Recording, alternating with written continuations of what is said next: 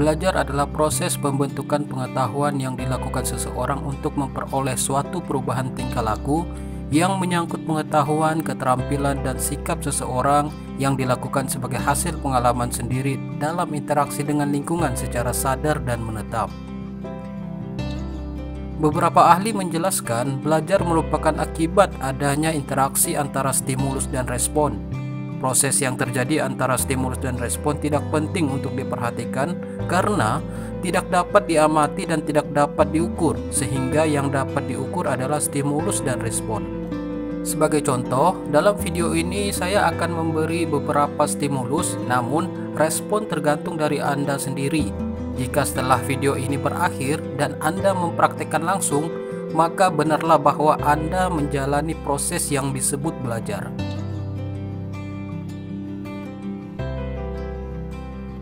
Sebelum masuk ke poin utama video singkat ini, bagi yang belum subscribe, mohon dukungan untuk terus subscribe channel ini. Bagi Anda yang sudah subscribe, video ini bisa di-share bagi kenalan Anda, dan selamat belajar. Anda mungkin baru tahu bahwa ada 4 tahap belajar manusia, yaitu inkompetensi bawah sadar, yaitu tidak sadar bahwa ia tidak tahu. Inkompetensi sadar, yaitu ia sadar bahwa ia tidak tahu. Kompetensi sadar, yaitu ia sadar bahwa ia tahu. Dan kompetensi bawah sadar, yaitu dia tidak sadar bahwa ia tidak tahu. Belajar dapat dilakukan secara alami dengan sumber yang diperoleh secara langsung, seperti pengalaman pribadi maupun melalui berbagai sumber belajar. Umumnya, sumber belajar yang biasa digunakan dapat berupa buku, audio, maupun video. Dewasa ini, minat baca buku cetak di kalangan masyarakat relatif rendah. Bahkan sejak tahun 1960, waktu yang digunakan untuk membaca selalu rendah dibandingkan aktivitas lain seperti yang terlihat dari penelitian tersebut. Oleh karena itu, beberapa stimulus belajar yang akan saya sharing pada video kali ini adalah bersumber dari bahan belajar digital, baik berupa jurnal, e-book, audio, dan video. Semoga bermanfaat. Pertama, saya akan berbagi cara mencari bahan bacaan digital melalui media online, yaitu cara mencari dengan mudah jurnal-jurnal terupdate dan buku-buku elektronik secara gratis. Saat ini, situs yang banyak digunakan untuk mencari bahan-bahan bacaan terupdate adalah Sinta yang berskala nasional dan Simago.jr yang berskala internasional. Atau Anda bisa langsung baca secara online seperti di situs Wikipedia berikut. Cara mendapatkan artikel di Sinta: pertama, akses situs resmi Sinta, lalu klik pilihan source atau sumber, pilih journals. Lalu jika Anda perhatikan, ada pilihan S1 hingga S6. S1 merupakan database sejumlah jurnal-jurnal terbaik, dan S6 merupakan database jurnal-jurnal dengan kualitas standar. Klik salah satu simbol S tersebut, lalu ketik kata kunci sesuai artikel yang ingin Anda baca. Anggap kita ketik kata kunci kesehatan, maka muncul jurnal-jurnal tentang kesehatan. Pilih salah satu jurnal, maka muncul situs resmi jurnal tersebut dan Anda bisa mulai membaca artikel yang Anda inginkan. Berikutnya, cara mengakses jurnal internasional dari situs Simago.jr. Cara awalnya sama, masuk ke situs resmi Simago.jr, lalu pilih bidang topik yang ingin Anda baca, pilih salah satu jurnal, arahkan kursor ke bawah hingga mendapatkan homepage.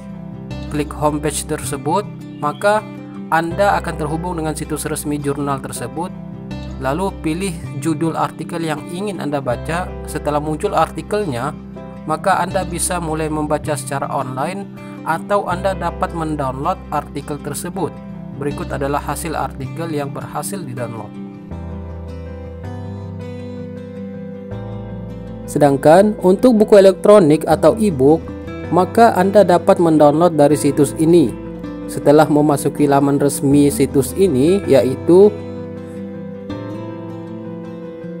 Ketik kata kunci pada kolom pencarian tentang bidang ilmu buku yang ingin Anda pelajari seperti mikrobiologi textbook, maka akan muncul daftar buku terkait kata kunci yang Anda ketik di kolom pencarian tersebut. Agar proses download Anda lancar, pastikan akses internet Anda baik dan pilihlah file dalam bentuk PDF. Berikutnya, sumber belajar berupa audio saat ini masih bisa Anda gunakan melalui frekuensi-frekuensi radio melalui handphone Anda, baik yang tipe 2G maupun 4G. Pada video kali ini juga, saya ingin berbagi tips belajar menggunakan alat bantu rekam suara. Bagi Anda, siswa atau mahasiswa, Anda mungkin kurang menyadari bahwa di handphone Anda terdapat aplikasi recording. Saat ini, di negara-negara maju, siswa atau mahasiswa sering menggunakan alat bantu rekaman ini selama proses belajarnya. Dengan begitu, mereka dapat mendengar kembali penjelasan guru atau dosennya sepulang dari kuliah ataupun belajar dari sekolah. Hal ini juga turut sangat membantu mereka, khususnya saat mengerjakan PR atau tugas yang mereka dapatkan dari sekolah atau kampus. Oleh karena itu, manfaatkanlah semaksimal mungkin handphone Anda. Selanjutnya adalah sumber belajar video.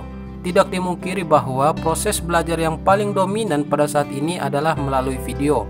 Semua bidang ilmu dapat dengan mudah dipelajari melalui video.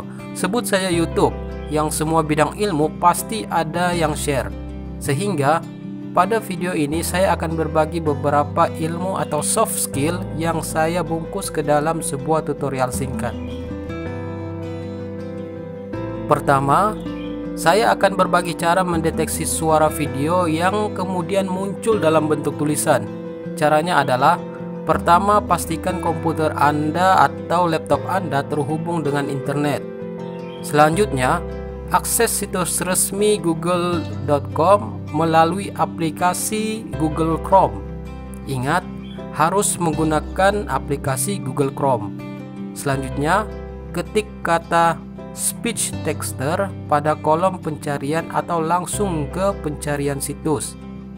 Ketik speechtexter.com.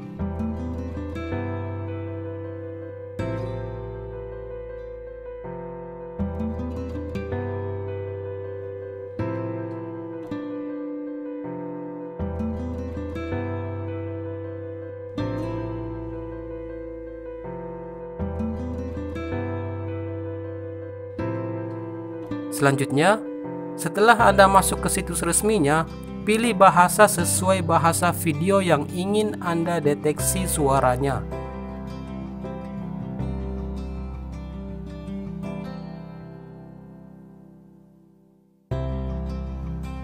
Simbol inilah bukti proses deteksi suara video. Selanjutnya, masuk ke YouTube dan putar salah satu video yang ingin Anda deteksi redaksi suaranya.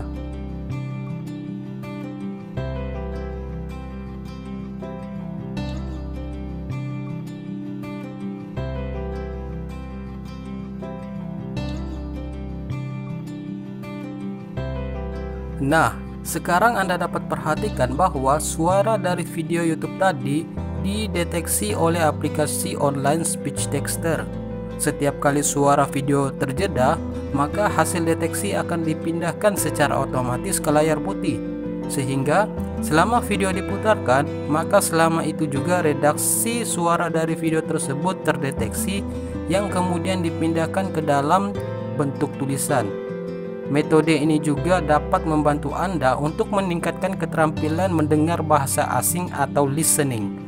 Perlu Anda pahami juga bahwa proses deteksi akan sangat lancar jika dalam kondisi koneksi internet yang baik dan lancar.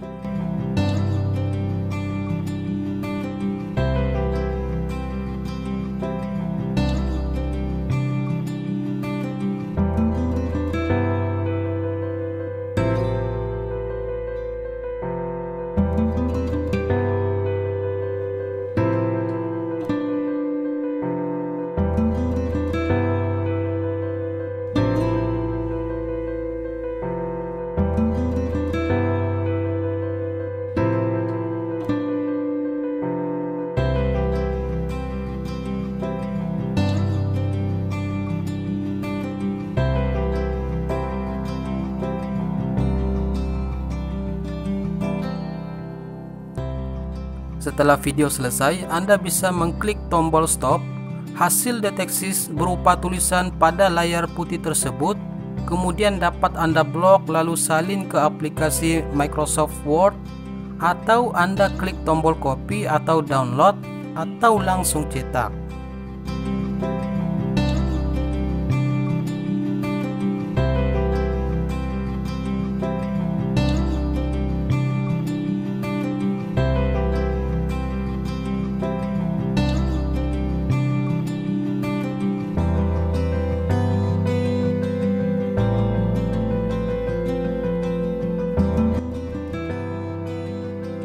Berikutnya, saya juga akan berbagi cara merekam paparan kita melalui aplikasi PowerPoint. Berikut adalah teknisnya.